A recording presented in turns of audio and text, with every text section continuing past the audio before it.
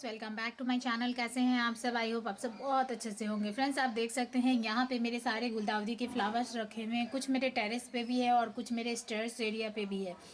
तो जो फ्लावर्स मेरे स्पेंड हो गए, आज उसका ट्रीटमेंट करना है, उसका इलाज करना है, उसके साथ क्या करना है, वही सब मैं आज आपके साथ शेयर करूँगी।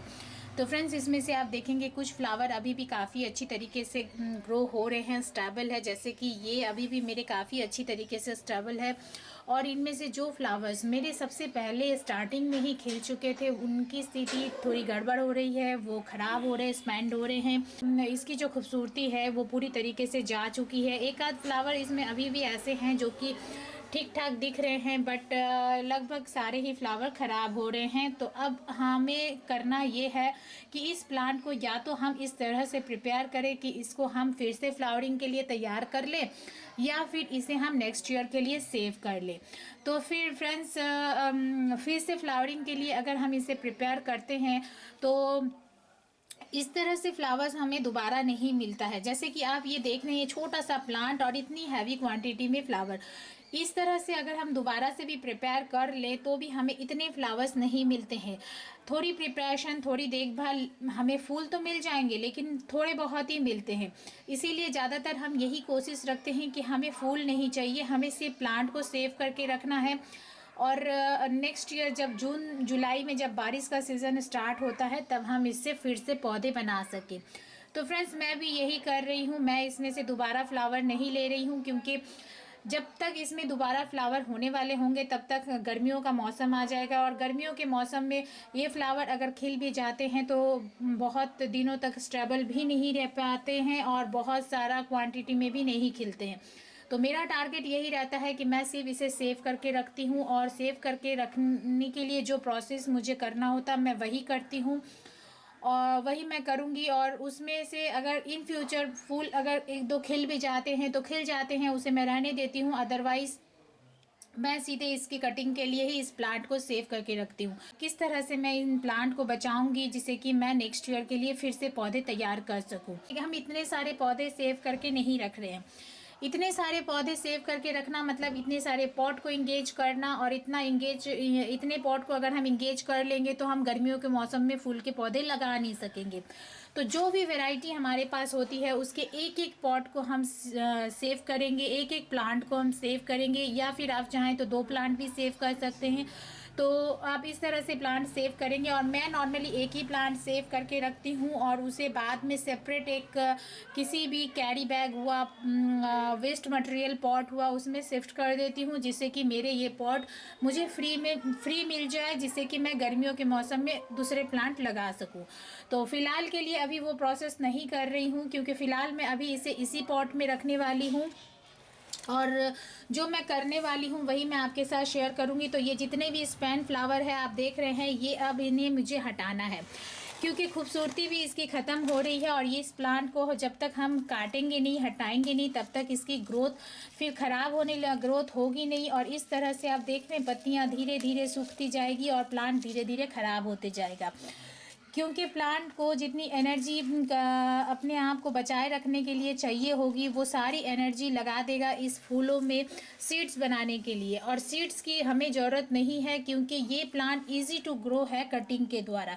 तो जो प्लांट कटिंग के द्वारा आसानी से लग सकता है, उसे सीड से ग्रो करना और उसको केयर करना, और उसमें कितने % चांसेस होंगे ग्रो होने के, सीड जर्मिनेट होने के, तो बहुत सारे इशू होते हैं। मैं तो यही मानती हूँ कि जो प्लांट कटिंग से लगे उसे कटिंग से ही लगाना चाहिए, जिससे कि जल्दी से भी एक पौधा बड़ा हो जाता है और साथ ही साथ फूल भी बहुत सारे आते हैं और जल्दी आते हैं। तो फ्रेंड्स, आप देखेंगे इसकी प्लांट में ढेर सारे, यहाँ से नीचे से कितने सारे नए नए पौधे निकले। ये है इसके सकर्स, यानी जो जड़ों के पास से नए नए पौधे निकलते हैं। गुलदाउदी के मैक्सिमम पौधे में आप देखेंगे कि इस तरह से छोटे छोटे पौधे जड़ों के पास से ढेर सारे निकलते हुए आपको नज़र आएंगे। तो फ्रेंड्स, यही पौधे हैं जिनमें अगर हमें फूल चाहिए तो दोबारा इसी में फूल आएंगे। और हमें जो सेव करके रखना है, इसी पौधे को सेव करके रखना। इन पौधों को अब हमें नहीं रखना, लेकिन इसका मतलब ये नहीं कि इन पौधों को हम उखाड़ दें। इन पौधे के जो स्टेम है उसी की जड़ों से ये सारे पौधे निकल रहे हैं। तो इस जड़ को हमें रखना है और जिससे कि इसमें अभी जो इक्का दुक्का पौधा आपको दिख रहा है, आने वाले समय में इसमें ढेर सारे पौधे बन जाए और वही होंगे एकदम से स्वस्थ हेल्दी प्लांट, जिससे हम कटिंग लेके नेक्स्ट ईयर ग्रो कर सकते हैं। तो इस तरह से फ्रेंड्स सिर्फ जड़ों के पास से हम थोड़ा थोड़ा स्टेम छोड़ के फिर हम सारा ही इसे कट कर देंगे। ज़्यादा ऊपर से कट करने का कोई मतलब नहीं बनता है फ्रेंड्स, क्योंकि इसमें मेरे कोई और बर्ड्स है नहीं जो कि इसमें फिर से फ्लावरिंग होगी, इसीलिए मैं इसे हटा रही हूँ। अगर आपके प्लांट में अगर न्यू बर्ड्स अभी भी नज़र आ रहे हों तो आप थोड़ा सा ऊपर से भी उसे कट कर सकते हैं, बट क्योंकि मेरे सारे फ्लावर ऑलरेडी खिल चुके थे इसीलिए मैं सारे को ही हटा रही हूँ। अब यहाँ देखते हैं फ्रेंड्स, यहाँ पे जो है आप देखेंगे कि काफ़ी सारी सूखी पत्तियाँ हैं, इन सभी को हमें हटा देना है, क्योंकि इन सभी से फंगस का बहुत इशू हो जाता है, बहुत प्रॉब्लम हो जाती है। अब फ्रेंड्स इसकी हमें अच्छी तरीके से गुड़ाई कर लेनी है।